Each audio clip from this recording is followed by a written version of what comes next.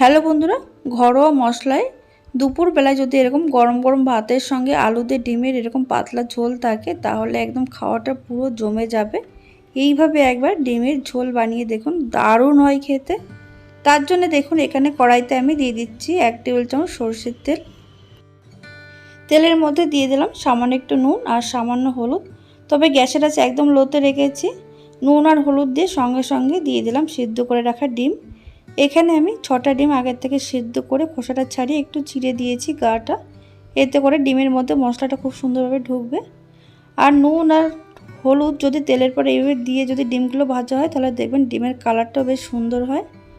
দেখুন ডিমগুলো ভাজা হয়ে গেছে। এবার এগুলো আমি তুলে নিচ্ছি।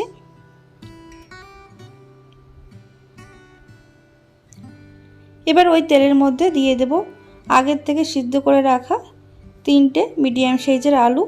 আলুগুলো এখানে 50% মতন সিদ্ধ করে নিয়েছি। এতে করে রান্নাটা খুব তাড়াতাড়ি হয়ে যাবে।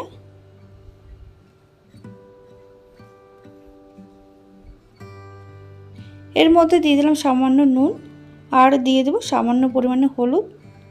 এবার আলুগুলো 2 থেকে 3 মিনিট মিডিয়াম আঁচে ভেজে নিতে হবে।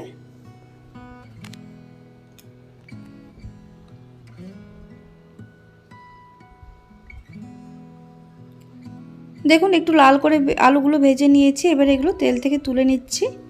এবার ওই কড়াইতে দিয়ে দিচ্ছি আরও 1 টেবিল চামচ সরষের তেল। তেল ভালোভাবে গরম হয়ে যাওয়ার পর এর মধ্যে দিয়ে দেব একটা শুকনো লঙ্কা, দিয়ে দিচ্ছি একটা তেজপাতা। এবার দিয়ে দেবো এর মধ্যে সামান্য পরিমাণে গোটা জিরে, দিয়ে দেব গোটা গরম মশলা, এলাচ, লবঙ্গ আর দারচিনি। এখানে আমি গোটা গরম মশলা খুব কম পরিমাণে দিয়েছি, একটা এলাচ, একটা লবঙ্গ আর সামান্য একটু দারচিনি। ফোড়নটা 10 সেকেন্ড একটু নাড়াচাড়া করে নেওয়ার পর এর মধ্যে দিয়ে দিলাম একটা বড় সাইজের পেঁয়াজ কুচি।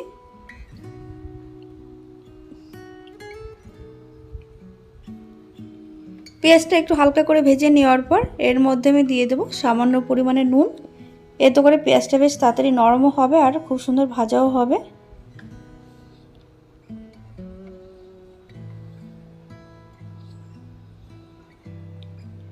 পেঁয়াজ এখানে একটু লাল করে ভেজে নেওয়ার পর এবার এর মধ্যে দিয়ে দেবো 1 টেবিল চামচ মতো রসুন বাটা। রসুন আর আদা আমি আলাদা আলাদা করে দিয়ে কষাবো। রসুনটা দিয়ে কিছুক্ষণ কষিয়ে নিতে হবে, এতে করে রসুনের কাঁচা গন্ধ চলে যাবে। আদা আর রসুন একসঙ্গে কষালে অনেক সময় রসুনের কিন্তু কাঁচা গন্ধ থেকে যায় রান্নাতে।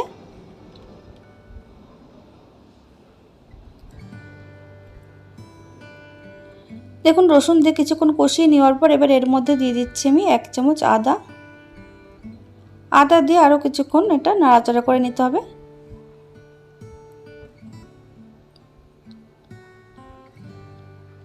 আদা আর রসুনের কাঁচা গন্ধ চলে গেছে। এবার এর মধ্যে দিয়ে দিচ্ছি আমি সামান্য পরিমাণে জল।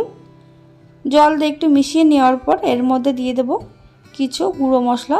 দিয়ে দিচ্ছি এখানে 1/2 চামচ জিরে গুঁড়ো, 1/2 চামচ ধনে গুঁড়ো, 1/2 চামচ মতো কাশ্মীরি লাল লঙ্কার গুঁড়ো, দিয়ে দেবো 1/2 চামচ হলুদ। এবার মশলা খুব ভালো করে কষিয়ে নিতে হবে। এর মধ্যে আমি আরও একটু জল দিয়ে দিচ্ছি।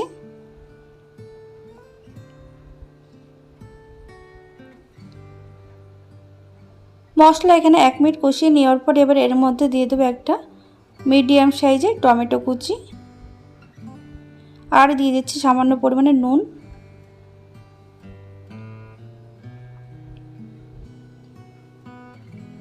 দেখুন এখানে কিছুক্ষণ কষিয়ে নেওয়ার পর এর মধ্যে দিয়ে দেবো আমি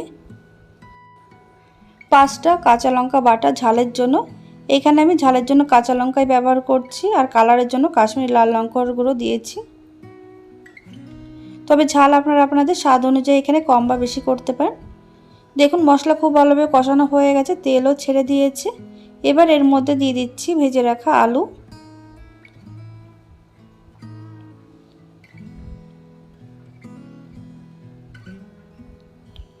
মশলার সঙ্গে আলু 1 থেকে 1.5 মিনিট কষিয়ে নিতে হবে লো টু মিডিয়াম আঁচে। 1 থেকে 1.5 মিনিট কষিয়ে নেওয়ার পর এবার এর মধ্যে দিয়ে দিচ্ছি ভেজে রাখা ডিম।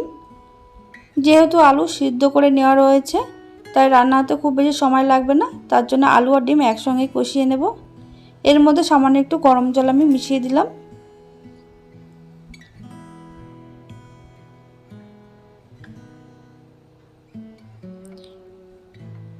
দেখুন কিছুক্ষণ কষিয়ে নেওয়ার পর ঢাকা দিয়ে এইভাবে একদম লো আছে 1 মিনিট এইভাবে রেখে দেব। 1 মিনিট পর ঢাকনাটা খুলে নিয়েছি। আলু আর ডিম একসঙ্গে মশলার সঙ্গে খুব ভালোভাবে কষানো হয়ে গেছে, তেলও ছেড়ে দিয়েছে। এবার এর মধ্যে দিয়ে দেব বেশ খানিকটা গরম জল। যেহেতু একটু পাতলা বা একটু ঝোল মতো হবে, তার জন্য আমি জলের পরিমাণটা একটু বেশি দেব।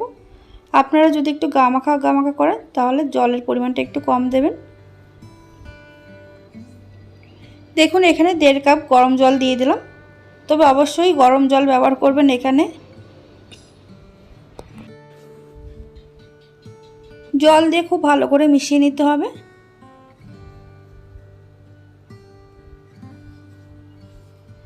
মিশিয়ে নেওয়ার পর দেখুন এদিকে ঝোলটা ফুটতে শুরু করেছে। আপনারা যদি একটু ঝাল বেশি খেতে চান তাহলে এই সময় কয়েকটা চেরা কাঁচা লঙ্কাও দিয়ে দিতে পারেন।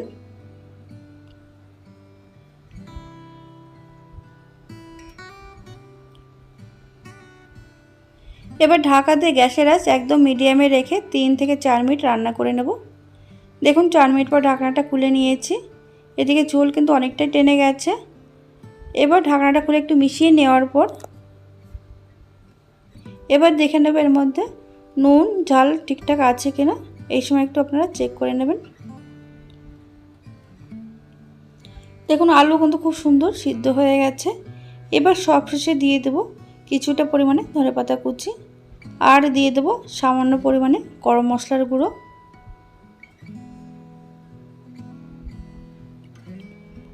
ধনেপাতা কুচি আর গরম মশলার গুঁড়ো দিয়ে খুব ভালো করে মিশিয়ে নিতে হবে।